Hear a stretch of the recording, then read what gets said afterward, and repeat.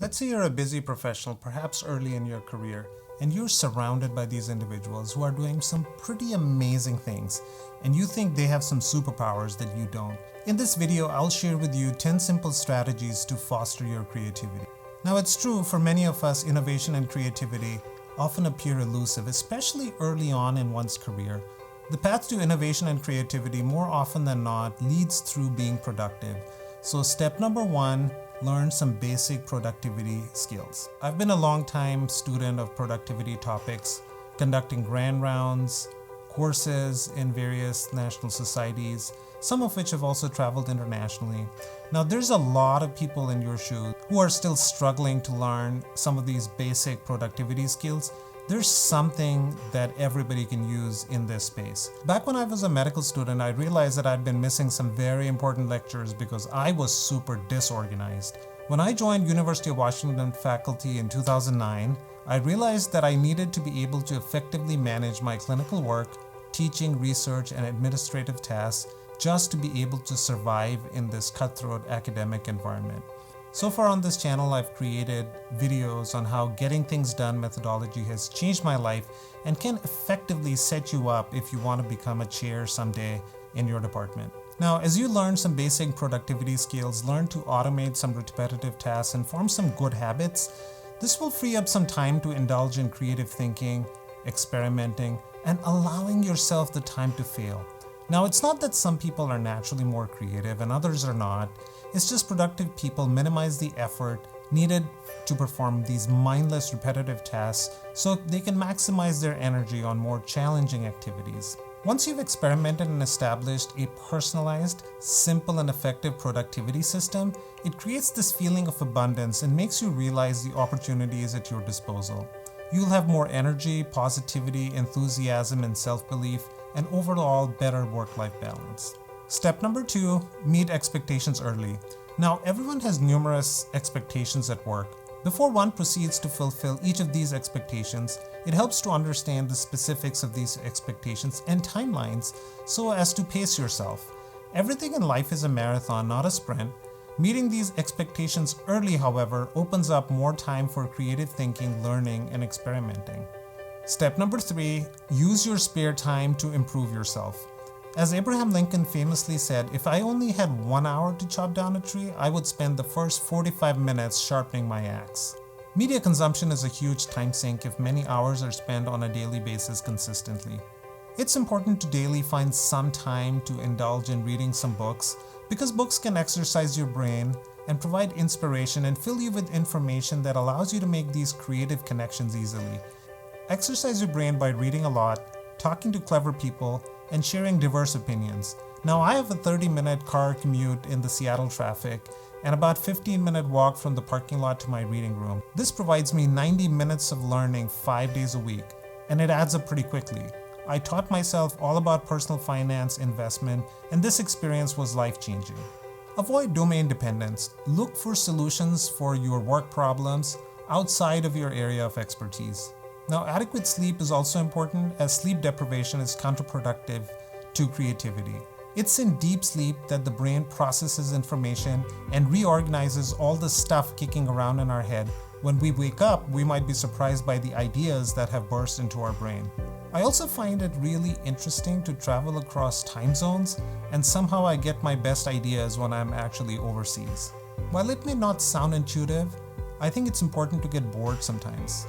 Like seriously, always carry a small notebook, a pen or a pencil with you. That way if you're struck with an idea, you can quickly write it down.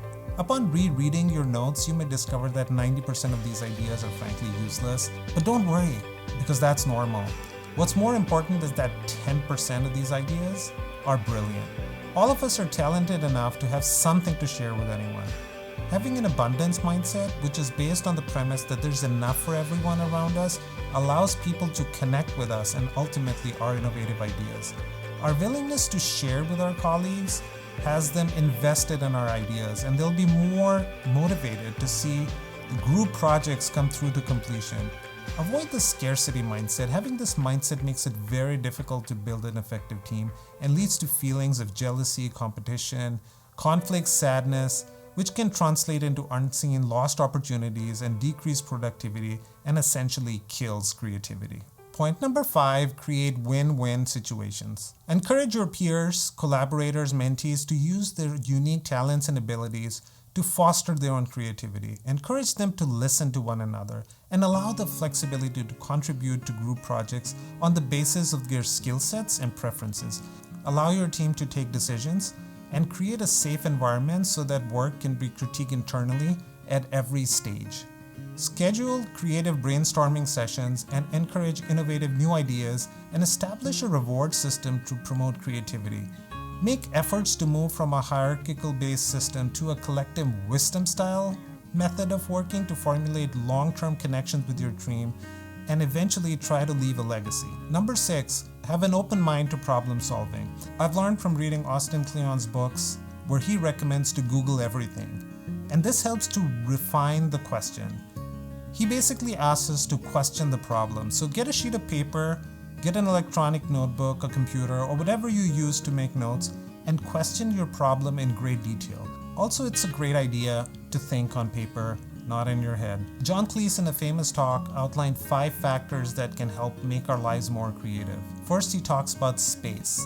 Now, we can't become more creative if we're under usual pressures. Second, he talks about time. It's not enough to create space. We have to create space for a specific period of time. And third, give ourselves as long as possible to come up with something original.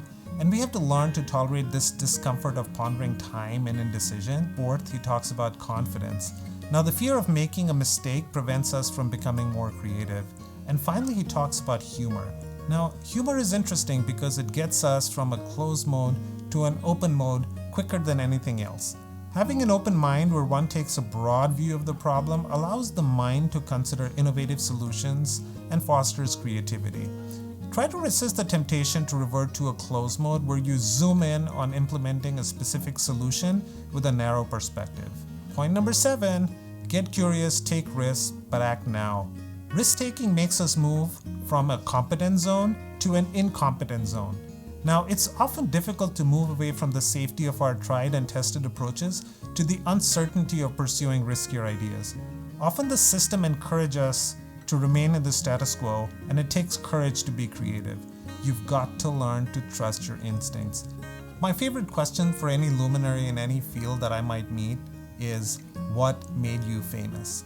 The common theme as a response to this question is that most people usually talk about one thing they did that is a unique innovation that they had the courage to pursue, an idea that was ahead of their time that changed the course of their careers. The key here is to find your own unique talent, to pursue a daring project, but act immediately and avoid procrastinating. Take the minimal viable product approach and test out a few things and see what sticks. Number 8, look for positives in every loss. Let's face it, everybody fails, and you will fail too. I failed a lot, but there's positives in every loss. For example, if you were ignored for a promotion you feel that you deserved, look for the positives, introspect, ask for feedback, and work on your weaknesses. Negative thoughts and emotions often become self-fulfilling prophecies if you keep telling yourself that you're not good enough.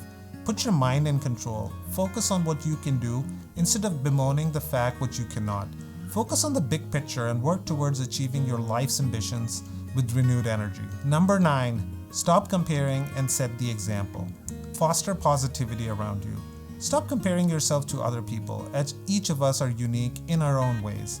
Set an example with your personal achievements, work ethic, and professionalism. Set high expectations for your team. Convey your vision clearly.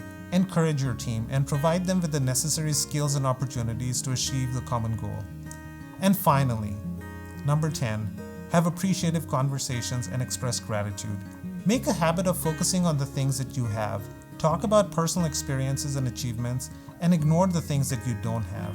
As Robert Brault famously said, enjoy the little things, for one day you may look back and realize that they were the big things. Keeping a gratitude journal often causes less stress and improves the quality of sleep and builds emotional awareness. Gratitude has been shown to positively correlate with more vitality, energy, and enthusiasm to work harder. When we express gratitude, our brain releases dopamine and serotonin, 2 crucial neurotransmitters that make us feel good.